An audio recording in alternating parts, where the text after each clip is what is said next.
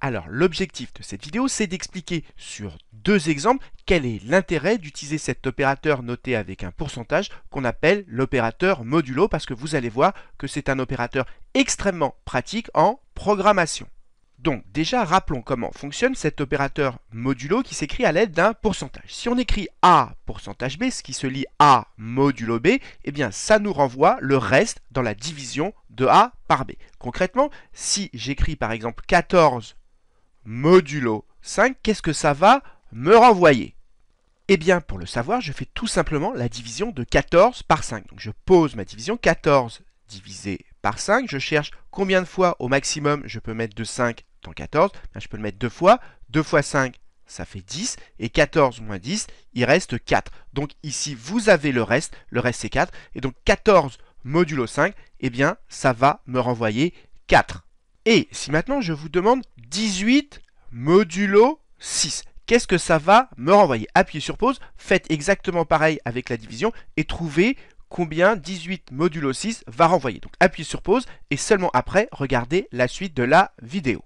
Donc allons-y, je pose 18 divisé par 6. Combien de fois je peux mettre de 6 dans 18? Eh bien exactement 3 fois. 3 fois 6, ça fait 18. Et 18 moins 18, il reste 0. Donc le reste c'est 0. Et donc 18 modulo 6, eh bien ça va me renvoyer 0. Donc voilà, maintenant qu'on a rappelé comment fonctionne l'opérateur modulo, eh bien appuyez sur pause, écrivez les deux petits programmes qu'on vous demande de faire. Évidemment, il va falloir penser à utiliser cet opérateur modulo. Donc cherchez bien à les écrire et seulement après avoir bien cherché, regardez la correction.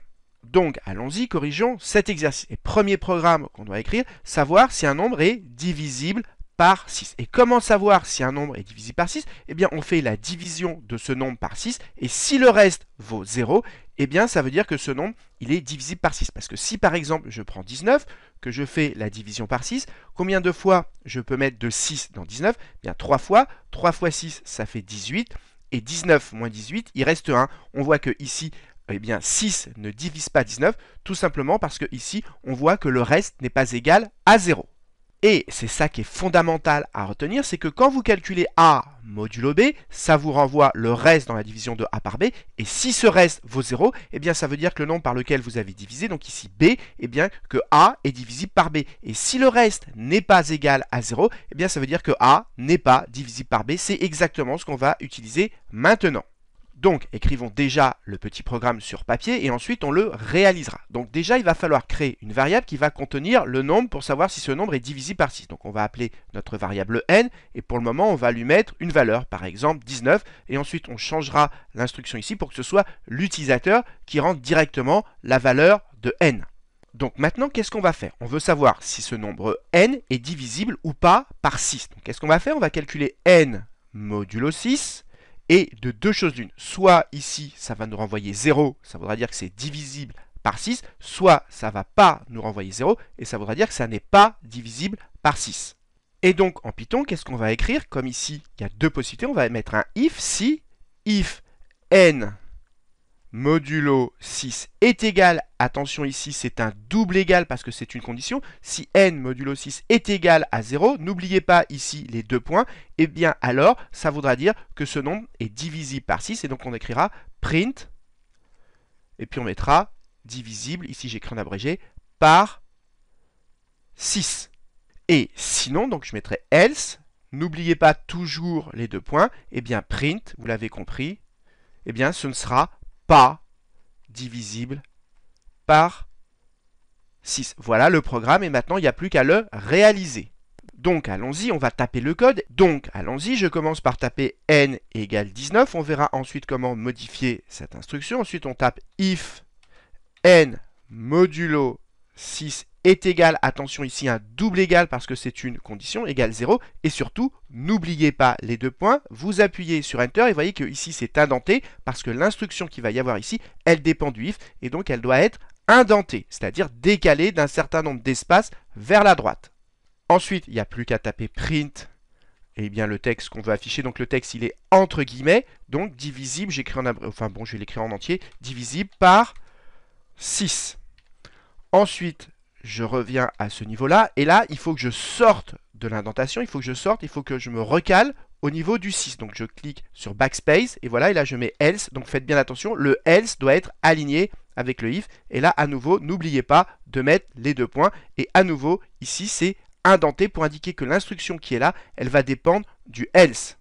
Ensuite, vous l'avez compris, ici je rajoute donc print pas divisé par 6. Et pour voir le résultat du programme, regardez à droite, il y a une petite poignée ici. Et c'est dans la zone de droite qu'apparaît le résultat du programme. Donc ici, je vais tirer ma poignée vers la gauche. Comme ça, on va tout voir d'un seul coup. Je tire ma poignée vers la gauche. Et maintenant, je vais lancer mon programme. Donc je clique ici. Et regardez, ça m'affiche bien que ça n'est pas divisible par 6. Maintenant, plutôt que de rentrer directement la valeur dans le programme, j'aimerais que ce soit l'utilisateur qui rentre la valeur. Donc ici, on va rajouter un input. Input, entre parenthèses, on met le texte qui va s'afficher pour poser la question. On veut un nombre, évidemment, un nombre entier. Et faites bien attention, input renvoie une chaîne de caractères. Or, moi, je veux un entier. Donc cette chaîne qui est renvoyée par le input, il faut la convertir en entier. Et c'est pour ça que devant, on rajoute int, qui veut dire integer en anglais, et qui va convertir ce input en entier. Et maintenant, si on relance le programme, vous voyez que ici, il me demande le nombre. Je clique ici pour avoir le focus. Par exemple, je vais mettre 18 comme tout à l'heure. Et vous voyez qu'il m'affiche, il faut regarder vers la droite, il m'affiche divisible par 6. Donc voilà, on a réussi à faire notre programme.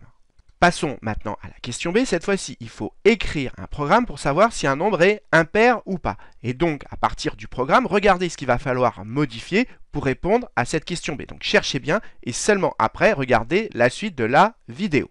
Donc, allons-y, corrigeons la question B. On veut savoir si un nombre est impair ou pas. Mais s'il n'est pas impair, ça veut dire qu'en fait, il est pair. Et comment on sait si un nombre est pair ou impair? Eh bien, on regarde s'il est divisible par 2. On regarde s'il est divisible par 2. Et comment on va faire pour savoir si un nombre est divisible par 2? Eh bien, on calcule n modulo 2. Si le reste, c'est 0, c'est que c'est divisible par 2 et donc il est pair. Et si le reste n'est pas 0, ça veut dire qu'il n'est pas divisible par 2 et donc il est impair. Donc, allons-y. Et qu'est-ce qu'il va falloir modifier? Eh bien, ici, au lieu de calculer n modulo 6, eh bien, vous l'avez compris, on va calculer n modulo 2. On va regarder si c'est divisible par 2. Si oui, si le reste est égal à 0, eh bien, ça veut dire que mon nombre, il est pair. Autrement dit, qu'il n'est pas impair. Et sinon, ça veut dire que ce n'est pas divisible par 2, eh bien, ça veut dire que le nombre est impair. C'est aussi simple que cela.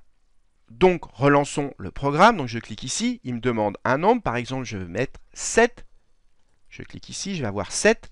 Et vous voyez, il me dit que 7 est impair. Et je relance. Cette fois-ci, par exemple, je vais mettre 10. Et il m'affiche bien que le nombre est pair.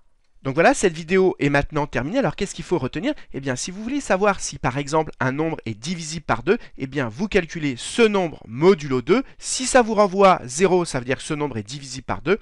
Et si ça ne vous renvoie pas 0, ça veut dire que ce nombre n'est pas divisible par 2. Ça, c'est extrêmement important de le comprendre.